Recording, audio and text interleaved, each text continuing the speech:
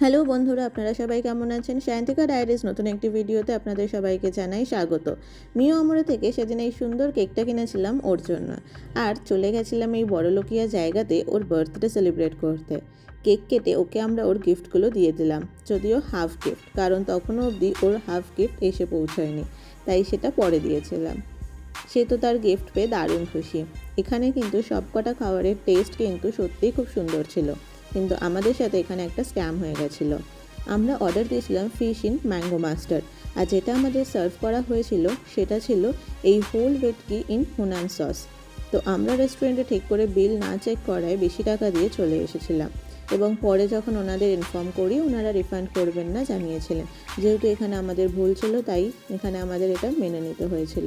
তো সবাইকে বলবো চোখ কান খোলা রাখতে, না হলে এরকমভাবে ঠকতে হবে আমাদের মতন। আমরা এখানে অর্ডার করেছিলাম 4টে আলাদা আলাদা টাইপের mocktail, Tom yum soup, pad Thai noodles, pizza পোলোই স্যালসিসা অ্যান্ড হট চকলেট রোলস। আমরা গেছিলাম সল্টলেক সেক্টর 1-এ স্যাপোডিলায়। সবাই ভালো থাকবেন, সুস্থ থাকবেন, দেখা হবে পরের একটি ভিডিওতে। টাটা।